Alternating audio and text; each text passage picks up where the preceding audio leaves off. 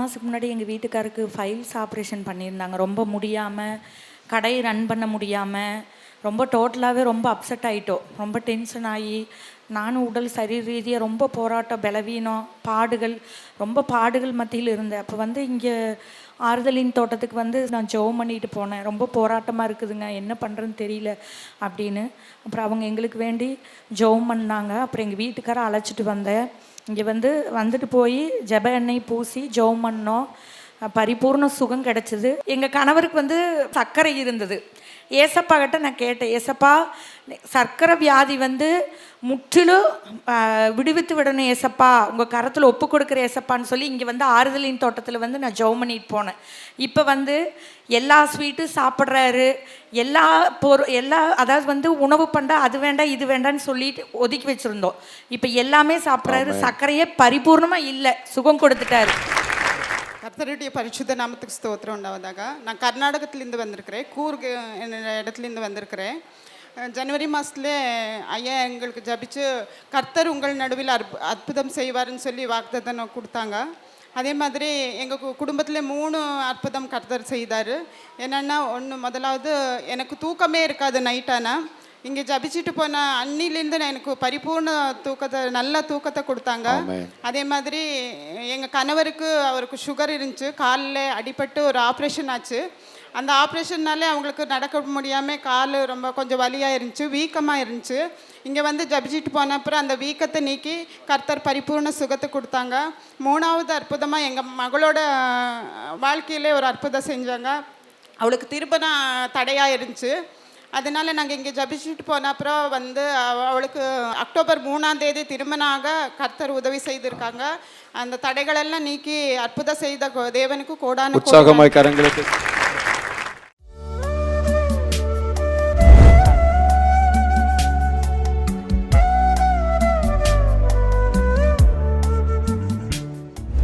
கிறிஸ்துவுக்குள் மிகவும் பிரியமான எனதருமை சகோதர சகோதரிகளே, நம்மை சிருஷ்டித்தவரும் நம்மை உண்டாக்கினவர் நம்மை ஒருபோதும் மறந்து போகாதவருமாகிய இயேசு கிறிஸ்துவின் உணையற்ற நாமத்தினாலே உங்கள் எல்லாரையும் வாழ்த்தி ஆசீர்வதிக்கிறேன். அல்லேலூயா. எல்லாரும் சந்தோஷமாக இருக்கீங்களா? இந்த நாளிலும் ஆண்டவருடைய பாதப்படியிலே அமர்ந்து, ஆண்டவரே என் பிள்ளைகளுக்கு என்ன மங்கள வார்த்தை சொல்ல விரும்புகிறேன், என்ன வார்த்தை சொல்லி என் பிள்ளைகளை ஆசீர்வதிப்பது உமது சித்தமாயிருக்கிறது. தேவ சமூகத்தில் கண்ணீரோடு ஜெபத்திலே தரித்திருந்த பொழுது நம்மை ஆசீர்வதிக்கும்படி ஆண்டவர் கொடுத்த வசனம் சங்கீதம் 132, 13 மற்றும் 15 ஆகிய வசனங்கள். கர்த்தர் சீயோனை தெரிந்து கொண்டு அது தமக்கு வாசஸ்தலமாகும்படி விரும்பினார். அதன் ஆகாரத்தை நான் ஆசீர்வதித்து வருவேன். அதன் ஏழைகளை நான் அப்பத்தினால் திருப்தியாக்குவேன். கர்த்தர் இன்றைக்கு உன்னை தெரிந்து கொண்டு நீ ஆண்டவர் தங்கி வாசம் செய்கிற வாசஸ்தலமாக ஆண்டவர் விரும்பினார். கர்த்தர் சீயோனை தெரிந்து கொண்டு அது தமக்கு வாசஸ்தலமாகும்படி அவர் விரும்பினார். இன்னைக்கு ஆண்டவருடைய விருப்பம் என்ன? உன் வீடு ஆண்டவருடைய விரோதியாகிய பிசாசு வாசம் செய்கிற வீடா இருக்கக்கூடாது.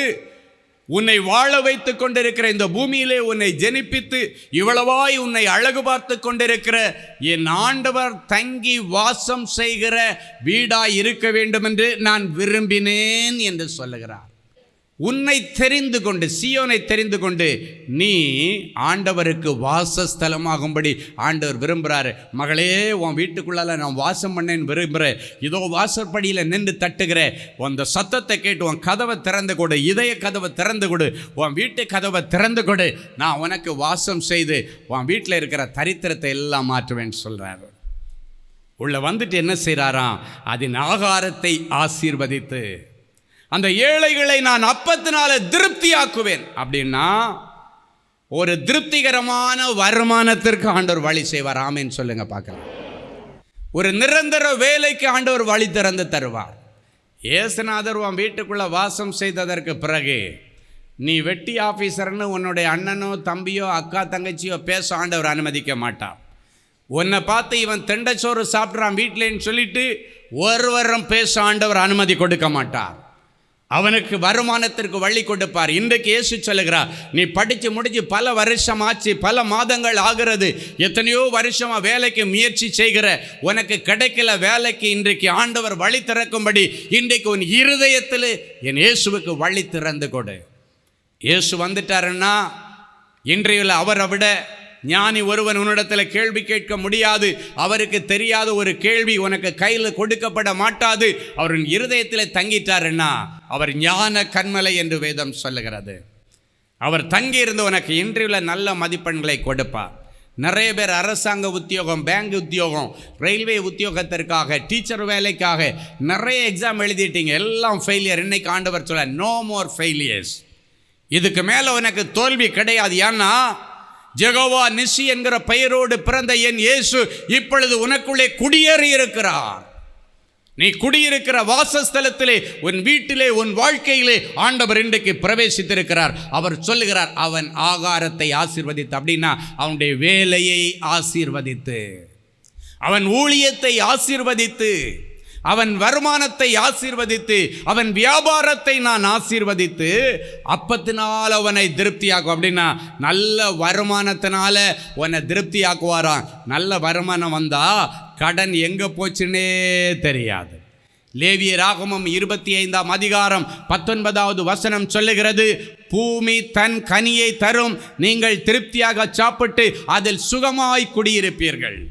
ஆண்டவர் வாசம் பண்ணிட்டாருன்னா ஆண்டவர் சொல்றாரு, பூமி தன் பலனை தரும். அப்படின்னா நீ செய்கிற அந்த தொழில் உனக்கு பலன் கொடுக்கும், உன் ஊழியம் உனக்கு பலன் கொடுக்கும், நீ செய்கிற வேலை உனக்கு பலன் கொடுக்கும்.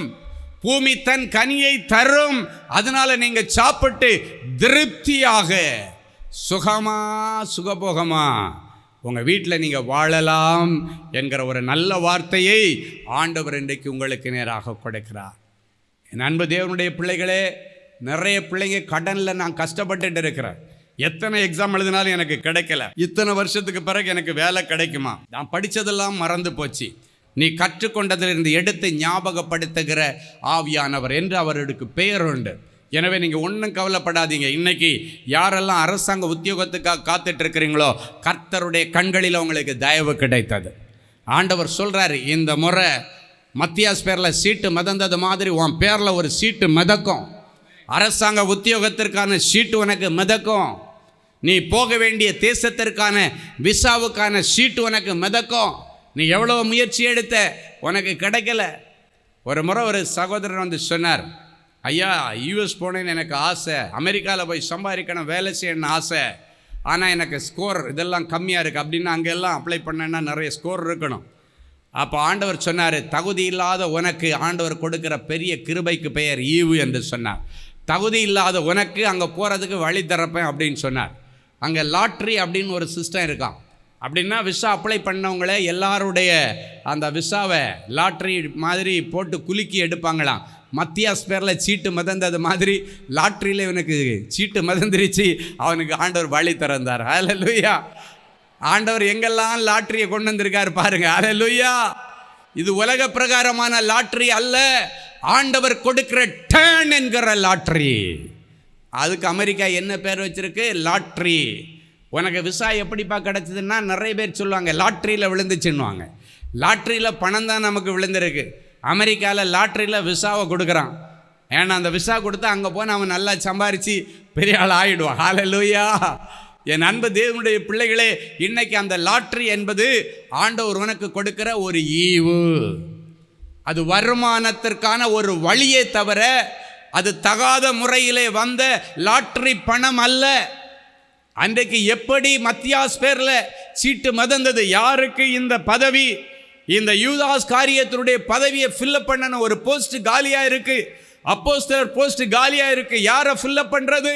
பார்க்கும் பொழுது அநேகருடைய பெயர் சீட்டு போடப்பட்டது. மத்தியாஸ் பேரில் சீட்டு மிதந்துருச்சு. அவனுக்கு அந்த போஸ்ட் ஃபில்லப் பண்ணப்பட்டது.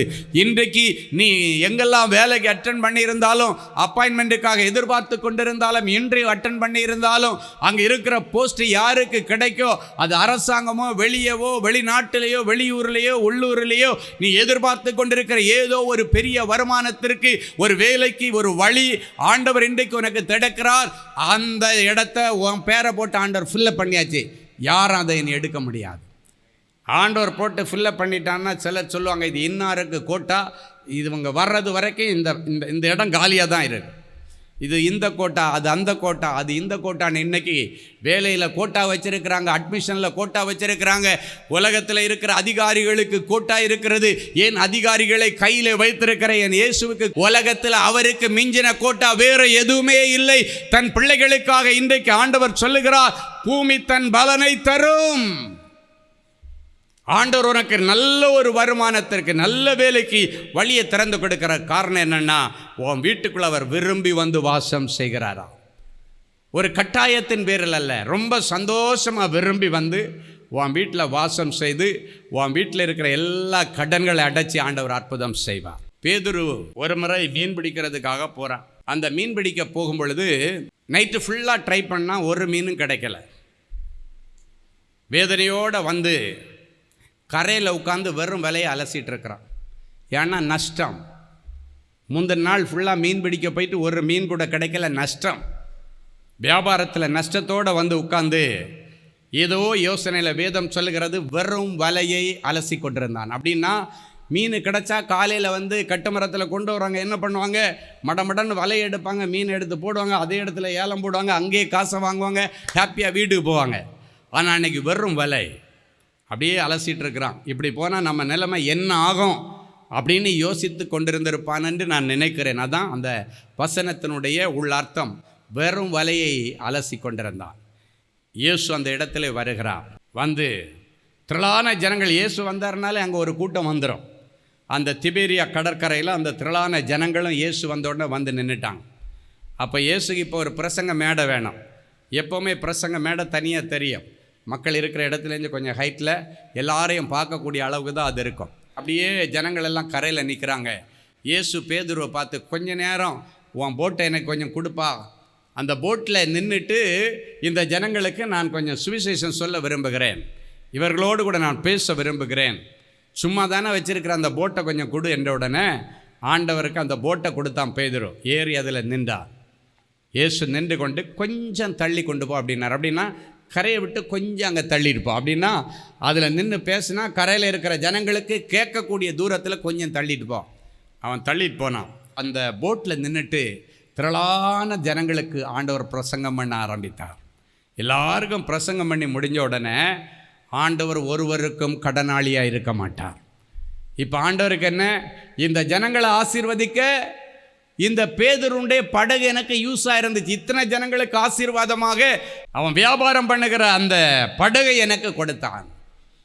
அதனால் இப்போ இவனுக்கு ஏதாவது செய்யணும்னு சொல்லிட்டு ஆண்டவர் என்ன பண்ணார், இவங்களுக்கு எல்லாம் பிரசங்கம் பண்ணி முடித்து அவங்கள அனுப்பிட்டு ஆண்டவர் இப்போ நான் சொல்கிற இடத்துக்கு இந்த போட்டை ஓட்டிகிட்டு போன்னு சொல்லிவிட்டு ஆண்டவர் ஒரு டைரக்ஷனை அப்படியே காட்டுறார். அந்த இடத்துல அதே கடலுக்கு தான் அவன் முந்தின நாள் மீன் பிடிக்க போனான். அதே போட்டு, அதே பேதுரு, அதே உடன் வேலைக்காரர்கள், அதே வலை, எல்லாம் அதுதான். ஆனால் என்ன ஒன்று, முந்தின நாள் இயேசு அவனோடு கூட இல்லை அவன் வியாபாரத்திலே. இன்றைக்கு இயேசு அவன் போட்டில் ஏறி அவனோடு கூட போகிறார். ஒரு குறிப்பிட்ட இடத்தை காமிச்சார். அங்கே போய் வலையை வீசினாங்கன்னா வலை கிழியத்தக்கதான மீன்கள்.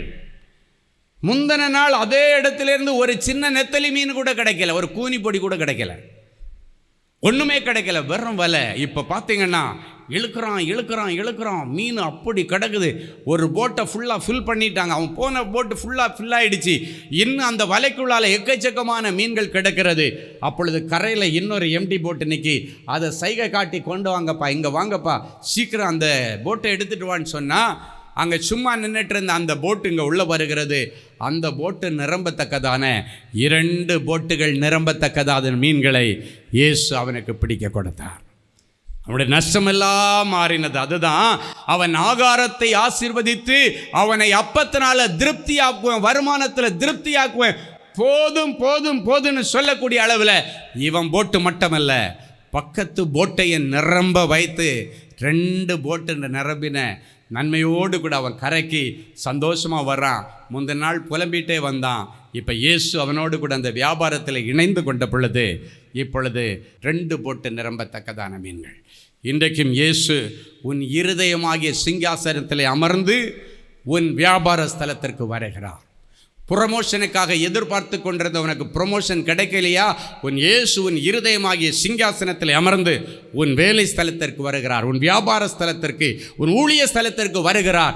எந்த இடத்துல எனக்கு மீன் கிடைக்கல, வருமானம் பத்தலை, எனக்கு சம்பள உயர்வு கிடைக்கல, இல்லைன்னா சம்பளமே கிடைக்கலன்னு சொன்னியோ, அதே இடத்துல நீ போதும் போதும் போதுன்னு சொல்லக்கூடிய அளவில் கர்த்தர் மகிமையான அறுவடையை தருவார். 2 போட்டு நிரம்பத்தக்கதான மீன்கள் அப்படின்னா இன்னைக்கு வரைக்கும் உன்னுடைய எம்டி போட் எல்லாத்தையும் ஆண்டவர் நிரப்புகிறார். காலி பாத்திரங்களை நிரப்புகிறார். காலியா இருக்கிற பேங்க் அக்கவுண்டை நிரப்புகிறார். காலியா இருக்கிற பொக்கிஷசாலையை நிரப்புகிறார். இனி நீ கடன் வாங்க மாட்டாய். அநேக ஜாதிகளுக்கு கடன் கொடுப்பாய். எத்தனை பேர் ஆமேன் சொல்ல முடியும்? ஆமேன். கர்த்தரை தேடுகிற பிள்ளைகளுக்கு ஒரு நன்மையும் குறைபடாது என்று சொன்னேன். உன் வாசஸ்தலத்தை குறித்து நீ விசாரிக்கும் பொழுது நீ குறைவை காண மாட்டாய். உன் குறைவுகள் எல்லாம் நிறைவாகும் என்று சொன்ன தேவனே, என் பிள்ளைகளுடைய வாசஸ்தலத்தில் என்னென்ன குறைவுகள் உண்டு என்று உமக்கு தெரியும். என் பிள்ளைகளுடைய குடும்பத்திலும் அநேக வருஷமாய் ஒரு நல்ல திருமணத்திற்காக காத்திருக்கிறவர்கள் உண்டு. இன்னும் ஆசீர்வாதமான ஒரு இல்லற வாழ்க்கை எனக்கு அமையலையே, வயசு ஏறிட்டே போகுது, பார்க்குறவங்க எல்லாம் வேண்டான்னு சொல்றாங்களே, காலகாலத்தில் நடக்க வேண்டிய நல்ல காரியங்கள் என் குடும்பத்தில் நடக்கலையே, அது ஒரு பெரிய குறையா என் வீட்டில் இருக்கிறதே என்று சொல்லி ஆண்டவரே, என் பிள்ளைங்க கண்ணீரோட வந்திருக்காங்கப்பா, முடியெல்லாம் நிறைச்சி போச்சுன்னு சொல்லி பிள்ளைங்க வந்திருக்காங்கப்பா. ஆண்டவரே, என் பிள்ளைகளுக்குள்ளே இன்றைக்கு நீர் வாசம் செய்து இவர்கள் கூடாரத்தை குறித்து வாசஸ்தலத்தை குறித்து விசாரிக்கும் பொழுது குறைவை காண மாட்டாய் என்று சொன்னீரே.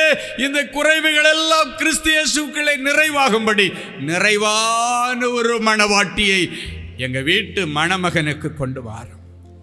நிறைவான ஒரு மணவாளனை எங்க வீட்டு மணவாட்டிக்கு நீர் கொண்டு வாரும். ஒரு எலியேசரை நீர் இப்பொழுது அனுப்பினதற்காக ஸ்தோத்திரம். உன் வீட்டில் சுபகாரியங்கள் நடக்கிறதற்காக உங்களுக்காக ஒரு எலியேசர் புறப்பட்டு விட்டார். உன் வீட்டு ரெபேக்காவுக்காக, உன் வீட்டு ஈசாக்குக்காக எலியேசர் புறப்பட்டாச்சு. நேர்வழியாய் நடத்தி கொண்டு வருகிற ஆவியானவர் உன் வீட்டிலே நேர்வழியாய் ஆண்டவருடைய திட்டத்தின்படியான மனுஷனை அழைத்து கொண்டு வந்து ஏசப்பாவுடைய தலைமையில் உன் வீட்டு கல்யாணம் நடக்குன்னு ஆண்டவர் சொல்லுகிறேன். உமக்கு நன்றி ஆண்டவரே. சில பிள்ளைகளுக்கு திருமணமாகி பல வருஷம் ஆச்சு, இன்னும் ஆசீர்வாதமான ஒரு பிள்ளை இல்லை. 5 வருஷம், 8 வருஷம், 10 வருஷம், 15 வருஷம், 20 வருஷம் வருஷங்களை எண்ணிட்டு இருக்காங்கப்பா. ஆனா எண்ணுறதுக்கு ஒரு குழந்தை கூட கிடைக்கல டாடி. எவ்வளோ மருத்துவங்கள் எல்லாம் என் பிள்ளைங்க செய்துட்டாங்க டாடி. எவ்வளோ ட்ரீட்மெண்ட் எடுத்துட்டாங்க, எவ்வளோ முயற்சி எடுத்துட்டாங்க, எல்லாம் வீணான நிலைமையில என் பிள்ளைகளுக்கு நம்பிக்கையூட்டுகிற ஒரு வார்த்தை சொல்லிட்டீர். உன் வாசஸ்தலத்தை குறித்து விசாரிக்கும் பொழுது இனி குறைவை காண மாட்டாய் என்று சொல்லிவிட்டீரேன்.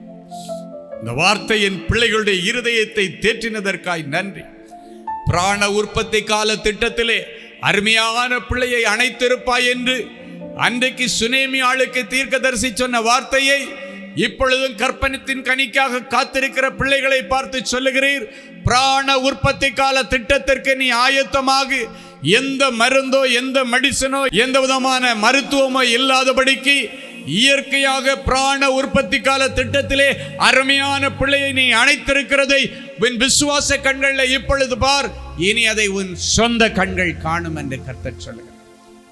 அப்பா, உமக்கு நன்றி, உமக்கு நன்றி, உமக்கு நன்றி.